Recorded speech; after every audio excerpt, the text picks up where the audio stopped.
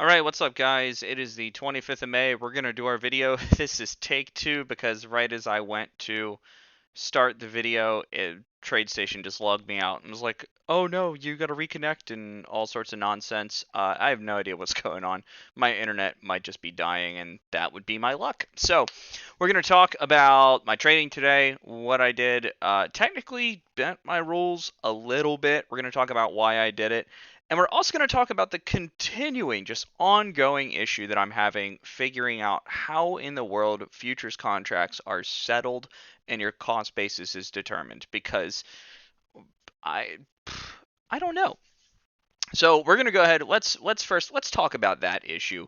Um, I noticed something interesting about my trading, or I've noticed that I've been having this issue where overnight it'll look like my cost basis or my average cost will shift. And like there was one morning, I feel like I should have taken a screenshot. It was in one of my videos where it was like it looked like I shorted like up here or something like that. It looked like I shorted the absolute top. I woke up one morning, looked at my P&L and saw that I was up like $700 and was like, "What? I should have taken profit at $400. What's going on here?" And it was just my cost basis was determined at that point, and that's where I took profit. I don't understand it. The other issue that I've been having is I imported my trades to TraderView, and as of right now, let's refresh my dashboard. It's not detecting any trades. It's still thinking that it's Monday. It has not detected any new trades as of recently. I've been trading. I took a new position yesterday.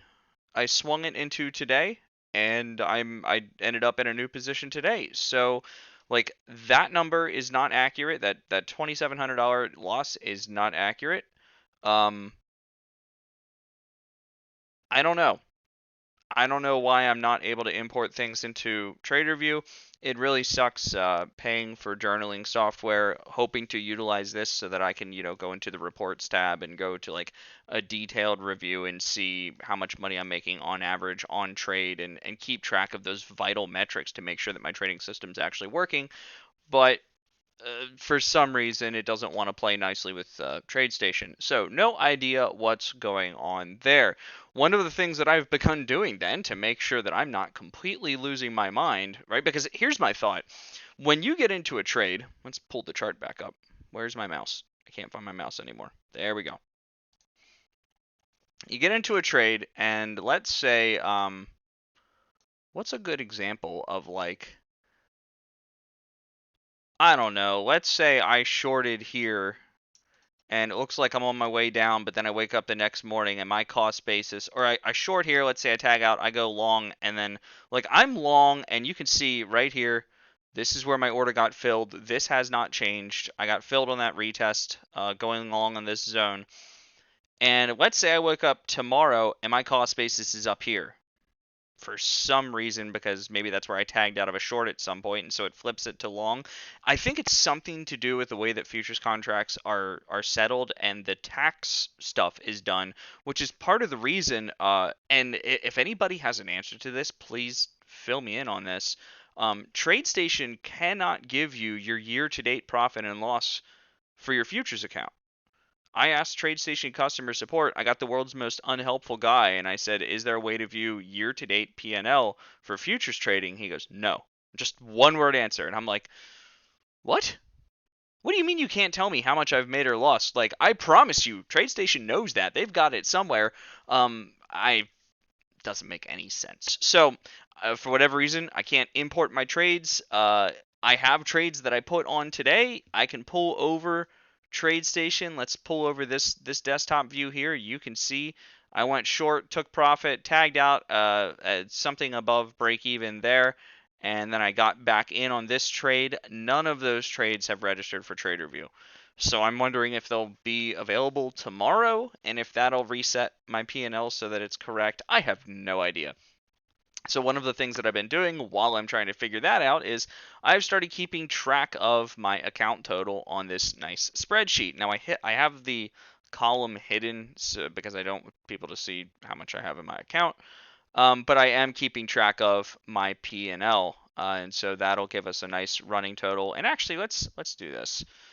P&L year to date, and that's just going to be equals the sum of this column, and format as a currency because it'll drive me crazy if it's not. Now that is only since May 20th, so not entirely helpful, but for some reason I don't have P&L information or well, I could go through TraderView and try to get accurate information. I don't think TraderView is accurate right now, and I don't know why. I can't figure it out. It's really, really starting to bother me.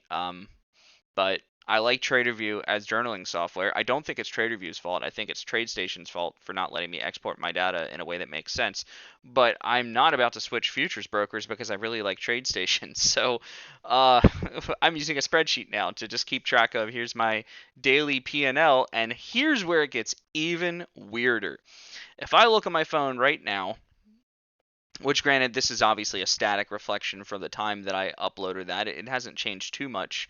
Might have actually gone up a little bit since I did that.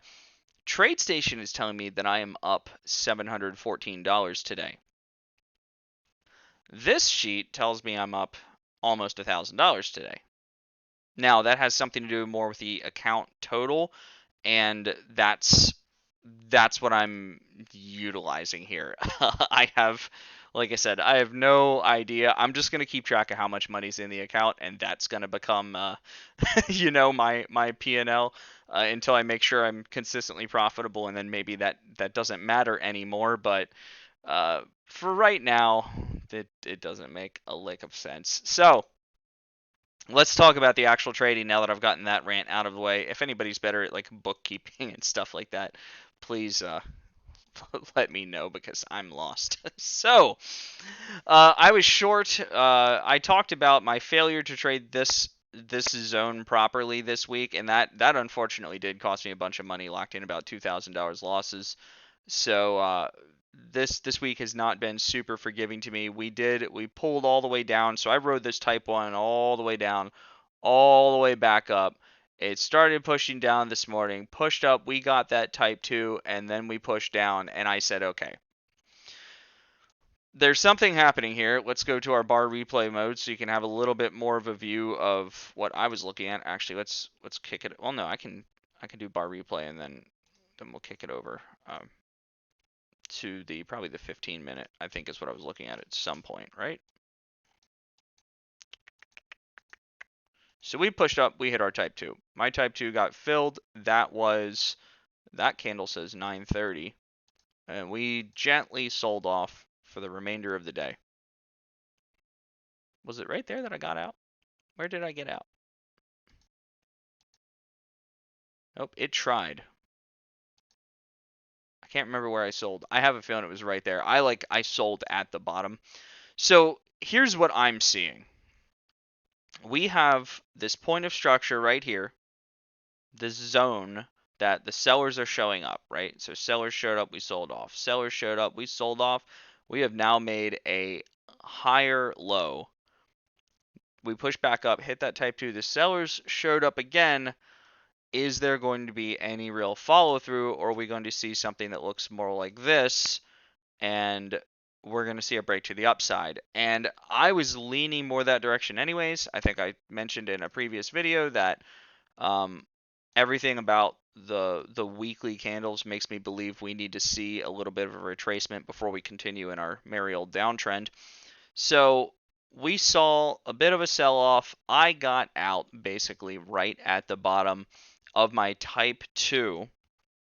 That's where I learned something else interesting that we're going to talk about here in a second. So I was in that type 2. I got out right here, and I put my stop loss at break even for the rest of my trade. And as you can see, we pushed right up on through it. The only thing that really sucked about this is I was driving. I would have gone long with a stop below this wick. That formation, everything about this, I suppose that you could call this an ascending triangle or something like that. If you squint hard enough, you can see the flat side of the triangle, and so there you go. Now it's an ascending triangle. Don calls this a hammer on glass. Basically, the concept being we push up, we hit a zone, we bled off, higher low, pushed up, hit the zone, bled off, pushed up, hit the zone. And at some point, if you take a big hammer and keep pounding on a pane of glass, it's coming through at some point, right? And that's basically what we're seeing is test, test, test, broke. And so we got the push up, we got the push above my where my stop loss would have been. I was already out of the trade, so did not take a loss on this trade. So I technically fudged my rules a little bit because I was like, yeah, this isn't holding. And then we pull back, and I got that retest. I had my limit order set right in there. So let's exit bar replay mode, get back to where we actually are right now. You could see I have my limit order right there. We got the retest, and now we're going to wait and see what happens. I kind of think we're bullish tomorrow. So I've got my type 1, my type 2, and hopefully it goes cruising up from there, and I'll play this zone short and see what kind of a pullback we get. I kind of would rather see it hit this zone so we can go short. Like, this is where I want to buy some puts and hold on for a little while. Unless, of course, we see like what we saw in March, was it? Where we just shot straight up, and if we start pulling something like that, then let's try to get long and just enjoy the ride up while we can, and then the market will reverse at some point. We can ride it back down. So this brings up a really interesting thing that I did not factor in when I did that backtesting video a little while back, and I'm now sitting here going, oh no. Like I legitimately did not think of something vital to figuring out my actual trading P&L, right? Because I've basically been treating these type 1s and these type 2s like they're just two completely separate trades. So we hit the type 1, and I can still have a type 1. Like, here's a great example. We got a type 1, should have technically been right here. I got in right here, but that type 1 would have had to come all the way down here to hit profit. So I'm riding a type 1, riding it in the green, riding it in the red, get a type 2, ride it back down, and would have gotten profit on the type 2 and profit on the type 1. And I'm calculating this in my head as if they're two different trades, and then I realized today something that's incredibly simple, but I just did not think about it. That's not how futures trading works. First of all, I'm in this type 1 right here, right? 2 contracts right here. Then there's 4 contracts right here, same stop loss, type 2 position. That's going to put my cost basis on that trade. If I tag both of those, my cost basis is going to be right about there, I would assume. And that would be $1,000 total risk with how many contracts? 6 contracts. Yeah, it's going to be right about there. So my cost basis suddenly becomes this. The other really interesting thing about futures trading is that there's a first in, first out rule when it comes to how your broker manages your contracts. So I'm long 2 contracts right here. If I get in long 4 contracts right here, it's going to bring my average cost right around here. And my type 2 take profit is something like right here. So let's say we come down, we hit that type 2, we push all the way up there. That's that 3-to-1 trade. That's 77 points from the type 2. But in reality, I am actually only locking in 68 points for 4 contracts. And the numbers get a little bit fuzzy, but basically the way that it works is it's actually, when I sell those 4 contracts right here, it's going to get rid of the 2 that I bought here for my type 1 and then 2 from my type 2, and I will have 2 remaining with my average cost right about here, looking to ride that up to my take profit up top. So it's actually going to get rid of my type 1 first. So when I take that, what I thought was a 3-to-1 risk to reward ratio trade based on my type 2, there's something to be said about how type 2s will really bring down your average cost, but it's not like it's treating these things as 2 separate trades. It's mixing them together, and so when I take profit up here on what was my type 2, it's actually getting rid of the contracts for my type 1 first. So that does mess with your numbers a little bit. It's not anything overly dramatic, and so I'm not particularly concerned about it at this point. It should basically work itself out in the end.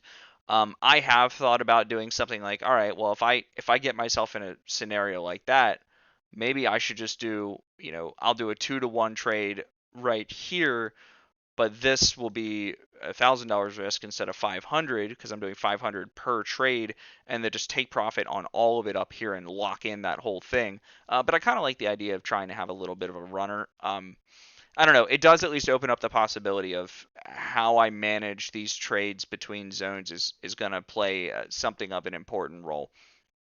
So all of that to say, that's going to be an interesting thing to keep an eye on moving forward. Then that's part of the reason why when I took this Type 2 today, you can see, let's cut down to the 15-minute. I took that Type 2, we sold off down here, and I closed out of my position. That was technically closing my Type 1 from right... Now see, there it is. My Type 1 was right here. So technically, depending on where I got out, I was basically at break even or a little bit technically right on that trade, and that's what's reflected right here. Because I was getting out of what I was looking at as my Type 2 trade, but it had to close out these contracts first. And it says limit 7. That's not even correct, but like I said, something with the way that these contracts are settled. So all in all, it works itself out. It makes it a little bit harder to give a play-by-play recap because what I'm actually looking at on the charts and what I'm doing, by the time these contracts settle and I try to go back over it, it looks different. So it does add a little bit of fuzziness to it.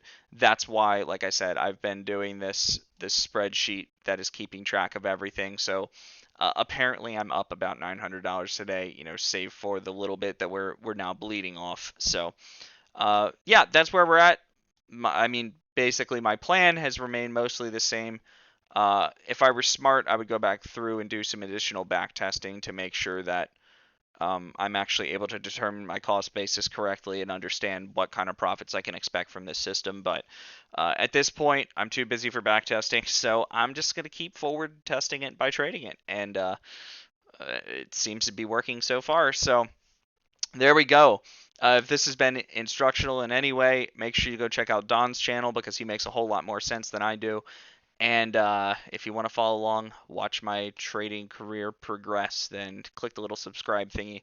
And I will see you in tomorrow's video. Have a great night.